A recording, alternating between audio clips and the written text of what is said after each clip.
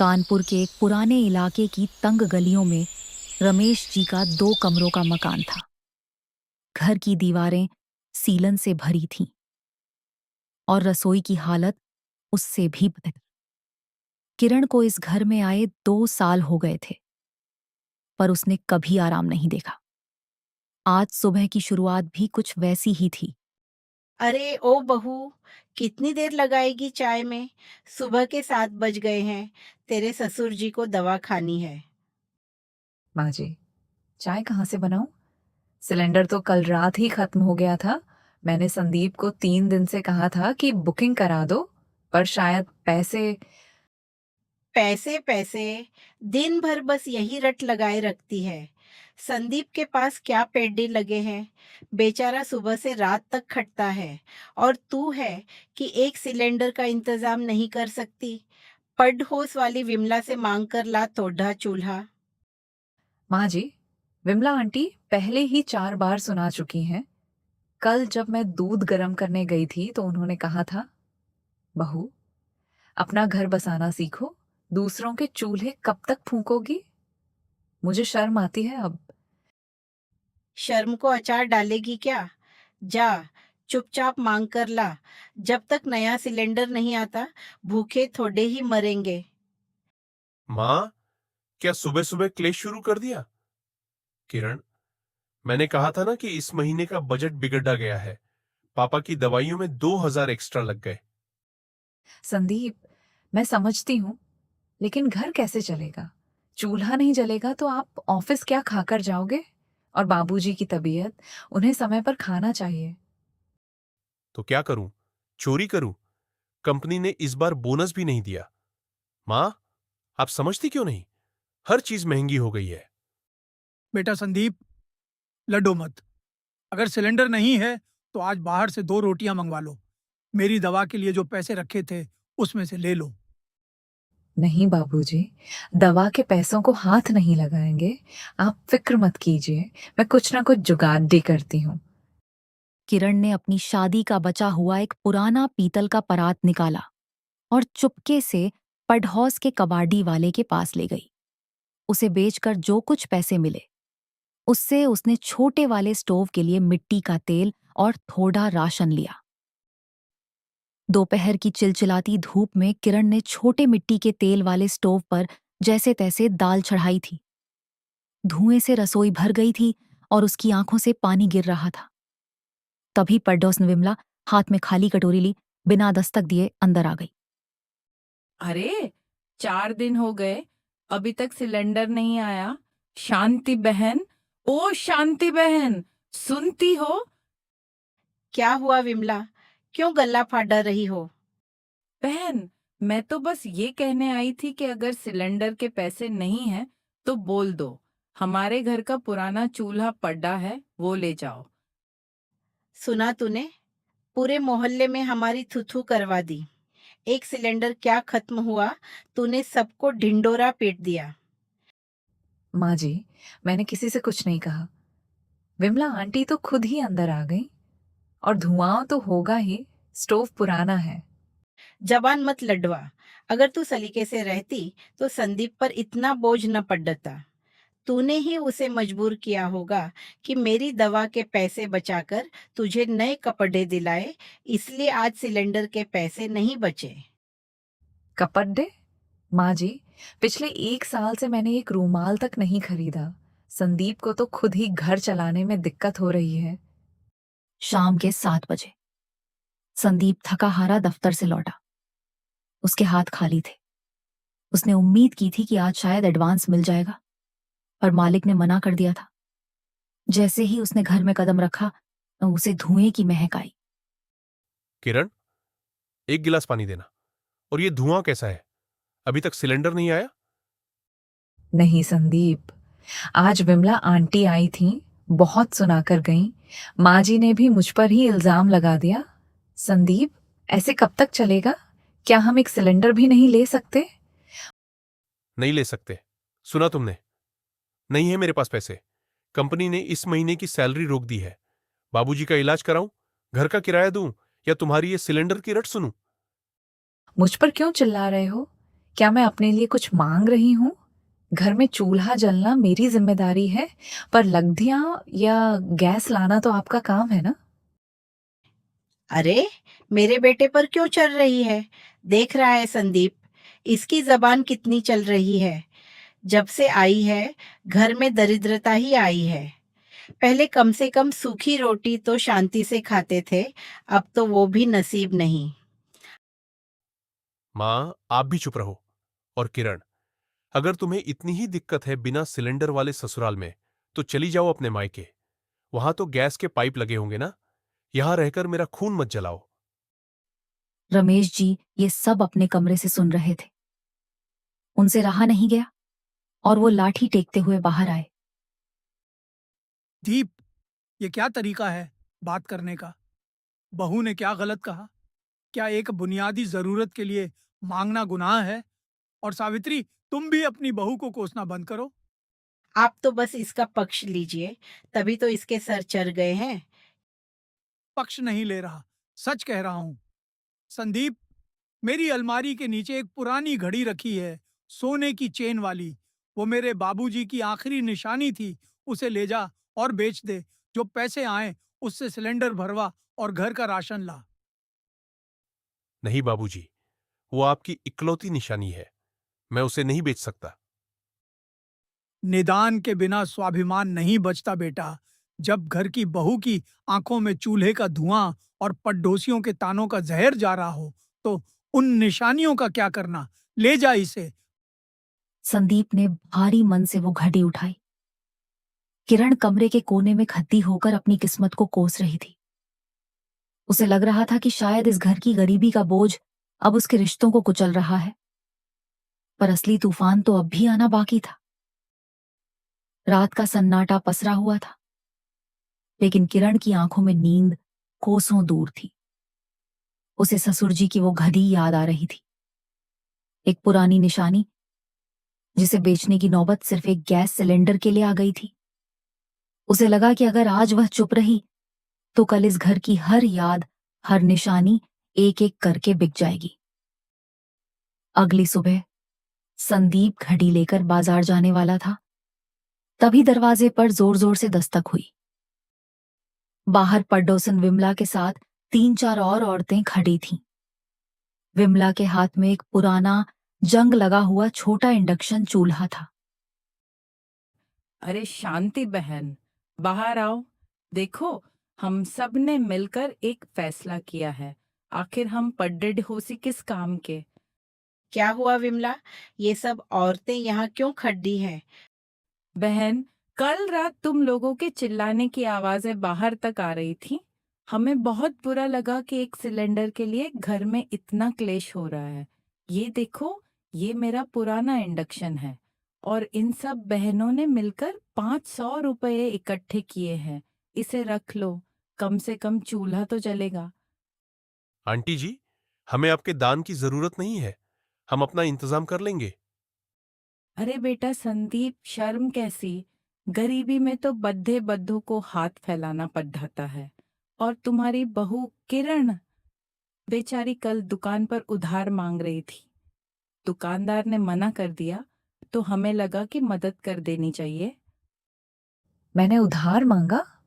Aunty, आप झूठ क्यों बोल रही हैं?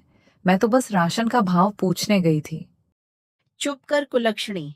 तेरी वजह से आज ये दिन देखना पड्डेच रहा है कि पड्डोसी हमें भीख दे रहे हैं। विमला, ले जाओ अपना ये चूल्हा और पैसे। हमें किसी की खैरात नहीं चाहिए। अहंकार तो देखो, घर में खाने को दाने नहीं और नखरे नवाबों वाले। चलो बहनों। विमला के जाने के बाद घर में जैसे मातम छा गया। शांति देवी ने आव देखा न ताव रसोई में जाकर सारा सामान बिखेर दिया।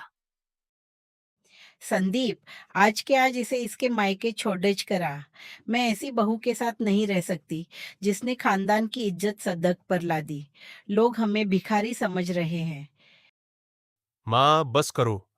किरण ने कुछ नहीं किया। यह गरीबी हमारा पीछा नहीं छोड़ डाच रही। इसमें उसका क्या दोष? संदीप, माँ जी सही कह रही हैं। मैं आज मायके जा रही हूँ। क्या तुम भी साथ छोड़ डाच रही हो? साथ नहीं छोड़ डाच रही संदीप, बल्कि इस मजबूरी का हल निकालने जा रही हूँ। किरण अपने मायके नहीं गई। वह सीधे शहर के उस बड़े कैटरिंग वाले के पास गई जहां उसकी सहेली काम करती थी। साहब, मुझे काम चाहिए। मैं खाना बहुत अच्छा बनाती हूँ। आज आपके यहाँ बड्ढी शादी का ऑर्डर है। मुझे बस 1 दिन का काम दे दीजिए। अरे बहू जी, यहाँ काम बहुत भारी है। भट्टी के सामने खड़ा होना पड़ेगा, सैकड़ों लोगों की रोटियां बेलनी होंगी। कर पाओगी? साहब, जो औरत घर में बिना सिलेंडर के धुआं सह सकती है, वो आपकी भट्टी की गर्मी भी सह लेगी। बस मुझे काम दे दीजिए। दोपहर के 12 बजे से शाम के 6 बजे तक किरण ने बिना रुके हजारों रोटियां बेली। पसीने से तरबतर उसके हाथ थक कर चूर हो गए थे, लेकिन उसके मन में एक ही धुन थी। सिलेंडर बिन ससुराल की जो जिल्लत उसने झेली है, उसे आज खत्म करना है। शाम को मालिक ने उसे उसकी मेहनत के पैसे दिए। उन पैसों को मुट्ठी में भींचकर वह सीधे गैस एजेंसी पहुंची। रात के 8 बज रहे थे। घर में अंधेरा था, क्योंकि संदीप बिजली का बिल भरने के चक्कर में पैसे बचा रहा था। तभी गली में एक रिक्शा रुका। रिक्शे पर एक नया चमचमाता हुआ लाल सिलेंडर रखा था। ये कहाँ से आया? संदीप ने तो गद्दी बेची नहीं थी। किरण, ये सब क्या है? पैसे कहाँ से आए? ये पैसे मेरी मेहनत के हैं संदीप। मैंने आज शहर की एक भट्टी पर रोटियां बेली हैं। ये सिलेंडर किसी की खैरात नहीं है और न ही बाबूजी की किसी निशानी को बेच कर आया है। बहू, तुमने आज मेरी गड्डी नहीं बल्कि मेरी पगड़ी बचा ली। पर ये क्या, तुम्हारे हाथ ये जलने के निशान कैसे? संदीप ने जब उसके हाथों को देखा तो उसकी आंखों से पश्चाताप के आंसू बहने लगे। उसे एहसास हुआ कि जिस पत्नी को वह मायके भेजने की बात कर रहा था, उसी ने आज घर की ढाल बनकर सबकी इज्जत बचाई थी। एक सिलेंडर लाने से क्या होगा? अगले महीने फिर यही हाल होगा। माँ जी, मैंने सिर्फ सिलेंडर नहीं लाया, मैंने उस कैटरिंग वाले से हर हफ्ते का काम भी पक्का कर लिया है। अब ये ससुराल बिना सिलेंडर वाला नहीं कहलाएगा। संदीप धीरे से अंदर आया और किरण के हाथ से चाय की छन्नी ले ली। किरण, मुझे माफ कर दो। मैंने तुमसे कहा था कि अपने मायके चली जाओ। मैंने तुम्हें बोझ समझा, जबकि तुम इस घर की नींव निकली। तुम्हारे ये हाथ, ये मेरी नालायकी की निशानी है। संदीप, पति पत्नी का रिश्ता गाड़ी के 2 पहियों जैसा होता है। अगर एक पहिया कीचड़ी में फंस जाए तो दूसरे को जोर लगाना ही पड़ता है। मैंने जो किया वो अपनी इज्जत बचाने के लिए किया। मुझे बिना सिलेंडर वाले ससुराल की बहू कहलाना मंजूर नहीं था। मैं वादा करता हूं, कल से मैं ओवर टाइम करूंगा। अब तुम्हें कभी दूसरों के सामने हाथ नहीं फैलाना पड़ेगा। ये लगा ले बहू, जलने के निशान मिट जाएंगे। और सुन, कल सुबह विमला के घर मत जाना। मैं खुद उसके घर जाऊंगी। माँ जी, आप अगली सुबह विमला अपनी गैलरी में खड़ी होकर मोहल्ले की औरतों से गप्पे मार रही थी। उसे लग रहा था कि आज फिर शांति देवी उससे मदद मांगने आएंगी। तभी शांति देवी हाथ में एक लिफाफा ली शान से विमला के दरवाजे पर पहुंची। अरे शांति बहन, आइए आइए। कल रात सिलेंडर आ गया क्या? मैंने सुना रिक्शे की आवाज। हाँ विमला, आ गया। और ये लो, ये तुम्हारे वो 500 रुपए और इंडक्शन चूल्हा जो तुमने कल मोहल्ले के सामने हमें दान दिया था। अरे बहन, इसकी क्या जल्दी थी? हम तो बस मदद और नुमाइश में फर्क होता है विमला। मदद चुपके से की जाती है और नुमाइश तमाशा बनाकर। मेरी बहू ने कल अपनी मेहनत से पैसे कमाए हैं। उसे किसी की भीख की जरूरत नहीं है। और याद रखना, सिलेंडर खत्म हो सकता है, पर इस घर का स्वाभिमान नहीं। घर वापस आकर शांति देवी ने देखा कि रमेश जी अपनी अलमारी से वो पुरानी घड़ी निकाल रहे थे। शांति, अब इस गधी को बेचने की जरूरत नहीं है। बहू ने इसे बचा लिया। बहू, आज तक मैंने तुझे सिर्फ एक खर्च समझा था। मुझे लगा था कि तू आएगी और संदीप की कमाई खाएगी, पर आज समझ आया कि तू तो वो बरकत है जो हमारे खाली चूल्हे को भी रोशन कर सकती है। मुझे माफ कर दे बेटा। माँ जी, बस आप साथ रहिए। सिलेंडर तो क्या, हम मिलकर इस घर की किस्मत बदल देंगे। उस दिन के बाद से घर की हवा बदल गई। किरण ने कैटरिंग का काम जारी रखा और संदीप ने अपनी नौकरी में तरक्की के लिए मेहनत शुरू की। अब उस रसोई में कभी धुआं नहीं उठा और न ही कभी चूल्हा ठंडा पड़ा। मोहल्ले के लोग अब उन्हें गरीब नहीं बल्कि मेहनती परिवार के नाम से जानते थे। कहते हैं कि बेटियां घर की रौनक होती है, लेकिन एक दिन वही रौनक किसी और के आंगन को रोशन करने चली जाती है। कानपुर के एक छोटे से मोहल्ले में रहने वाली राधा के लिए भी वो दिन आ गया था। बेटा, मायका वो पीढ़ी है जहां तुम पाली बाढ़ी हो, लेकिन ससुराल वो जमीन है जहां तुम्हें अपनी जेठ जमानी है। याद रखना, झुकने वाला इंसान कभी छोटा नहीं होता और सब्र करने वाले का हाथ भगवान कभी नहीं छोड़ता। राधा ने सिसकते हुए सिर हिलाया। उसे लगा था कि अगर वह सबकी सेवा करेगी, सबका मान रखेगी, तो ससुराल भी उसे अपनी बेटी बना लेगा। लेकिन नियति ने उसके लिए कुछ और ही लिख रखा था। देखने में तो सीधी लगती है, पर आजकल की लड़कियां रंग बदलने में देर नहीं लगाती।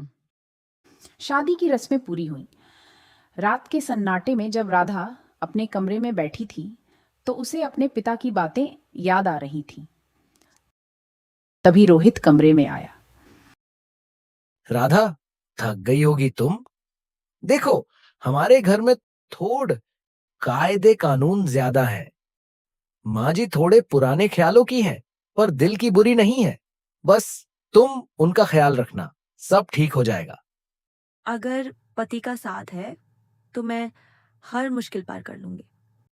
पर उसे क्या पता था कि रोहित का ये साथ सिर्फ शब्दों तक ही सीमित रहने वाला था। अगली सुबह अब भी सूरज की पहली किरण भी ठीक से नहीं निकली थी।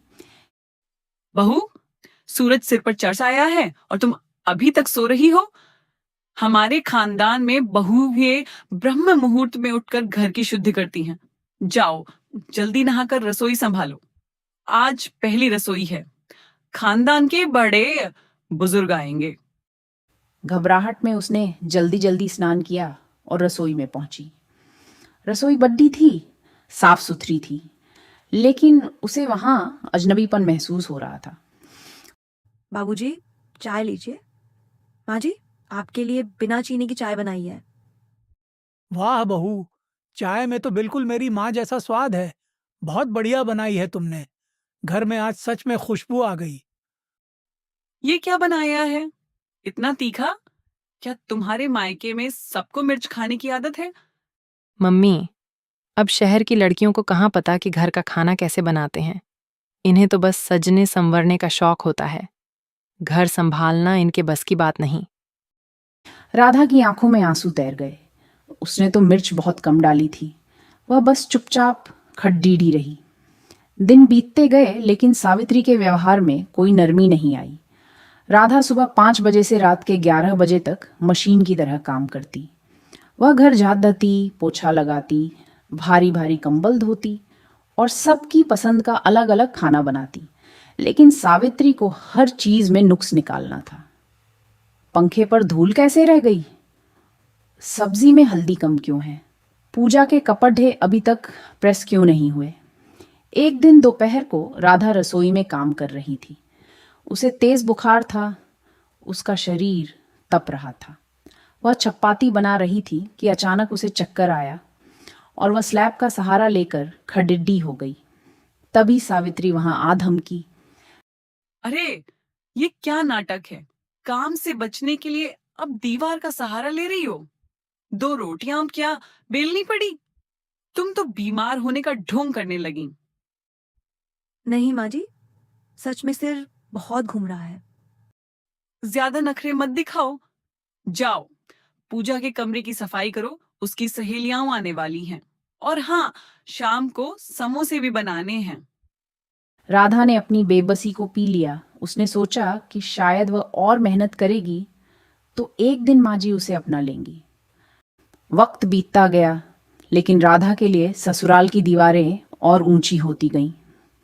अब घर में सिर्फ काम का बोझ ही नहीं था, बल्कि साजिशों का एक ऐसा जाल बुना जा रहा था जिसमें राधा का दम घुटने लगा था। इस जाल की सबसे बड़ी बुनकर थी पूजा, रोहित की छोटी बहन। पूजा को शुरू से ही राधा खटकती थी। उसे लगता था कि राधा के आने से घर के फैसलों में उसका दबदबा कम हो गया है। उसने अपनी माँ सावित्री के कान भरना शुरू कर दिया। मम्मी, मेरा सोने का लॉकेट नहीं मिल रहा। मैंने तो यहीं रखा था, कहीं गिर गया क्या? क्या? सोने का लॉकेट? ठीक से देख पूजा, इधर उधर गिर गया होगा। भाभी, आप तो मेरे कमरे में सफाई करने गई थी ना, आपने कहीं देखा क्या? नहीं दीदी, मैंने तो आपके कमरे की सफाई की थी, पर मुझे कोई लॉकेट नहीं दिखा। झूठ मत बोलो बहू, तुम्हारे आने से पहले इस घर में कभी सुई भी चोरी नहीं हुई। और आज पूजा का सोना गायब हो गया। अपने कमरे की तलाशी दो। तलाशी शुरू हुई। सावित्री और पूजा ने राधा का सारा सामान बिखेर दिया, लेकिन लॉकेट कहीं नहीं मिला। तभी पूजा ने चाल बदली। मम्मी, मुझे तो कुछ ठीक नहीं लग रहा। भाभी के आने से पहले तो इस घर में कभी कुछ गायब नहीं हुआ। आजकल के लोग सोना देखकर फिसल ही जाते हैं। सावित्री, बस करो। बिना सबूत के किसी पर आरोप लगाना ठीक नहीं है। पूजा, पहले अपना कमरा ठीक से देखो। मुझे नहीं लगता राधा ऐसी लड़की है। अंत में लॉकेट पूजा के पुराने बैग में मिला। मिल गया तो ठीक है, पर अपनी नीयत साफ रखो बहू, वरना ये घर तुम्हें रास नहीं आएगा। राधा को लगा था कि कम से कम रोहित तो उसके पक्ष में बोलेगा।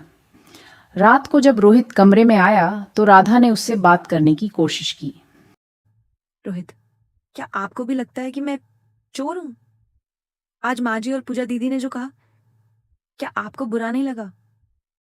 देखो राधा, दिन भर ऑफिस में काम करके थका हारा आता हूँ।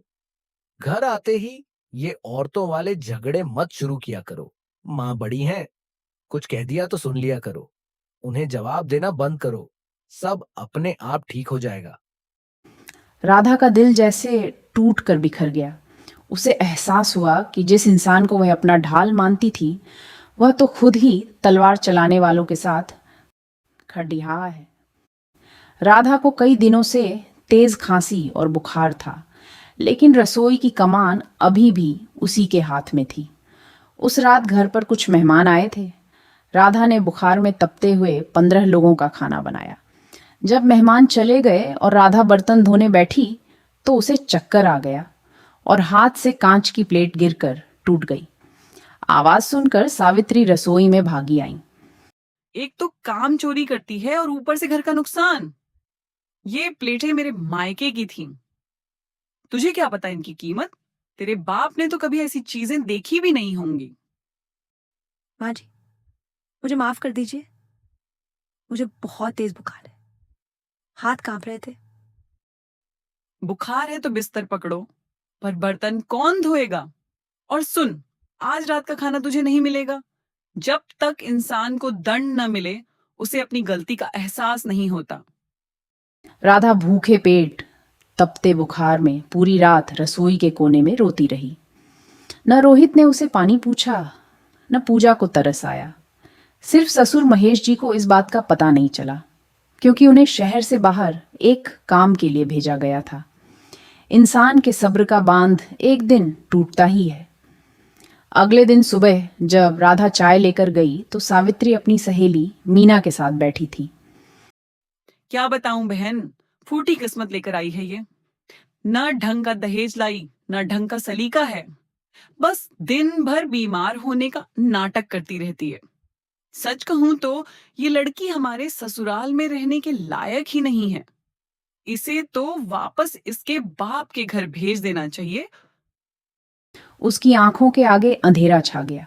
उसने जो सेवा की, जो अपमान सहा, जो दर्द दबाया, सब बेकार था।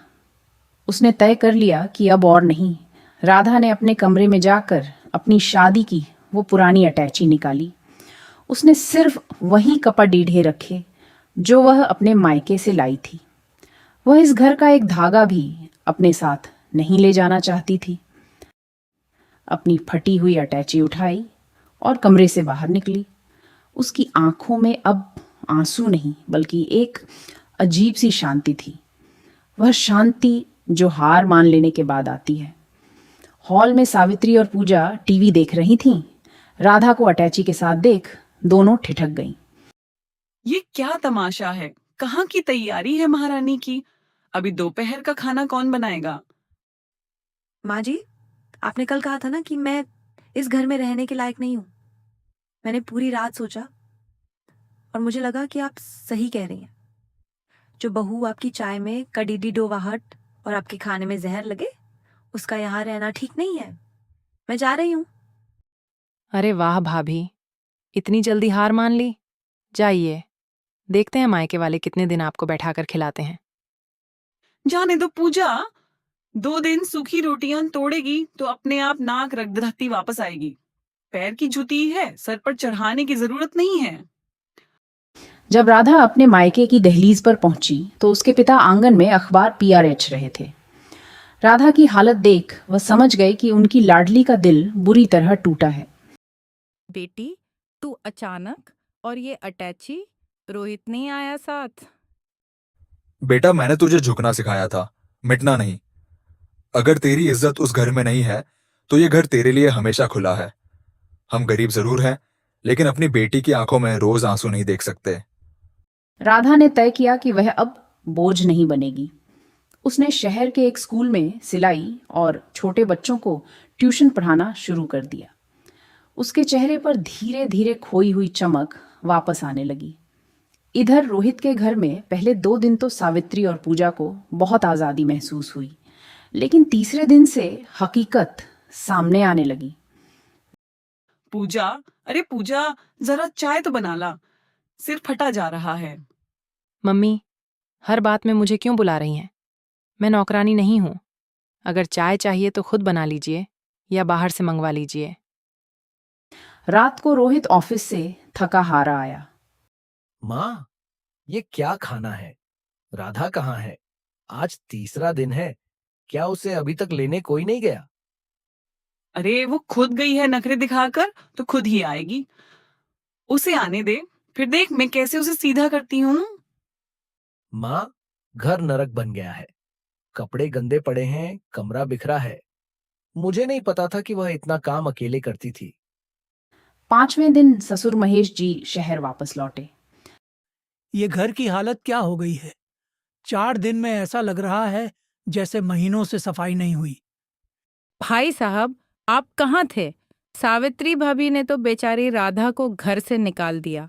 उस दिन जो शोर हुआ पूरे मोहल्ले ने सुना।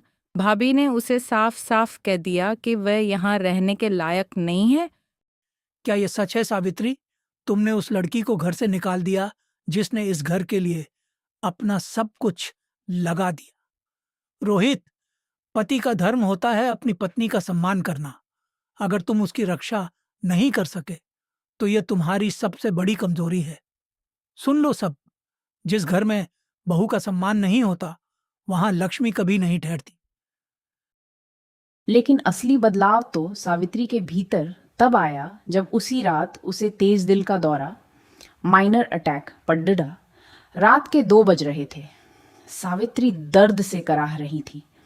पूजा घबराकर रो रही थी। रोहित डॉक्टर को फोन कर रहा था, लेकिन उस वक्त किसी को नहीं पता था कि गर्म पानी कहाँ है, माँ की दवाइयाँ किस दराज में रखी हैं, या उनका तकिया किस तरफ लगाने से उन्हें आराम मिलता है। तभी रोहित को याद आया, यह सब तो सिर्फ राधा जानती थी। उसे याद आ रहा था कि जब भी उसे हल्का सा सरदर्द भी होता था, राधा बिना कहे उसके पैरों के पास बैठ जाती थी और तेल की मालिश तब तक करती थी जब तक सावित्री सो न जाए।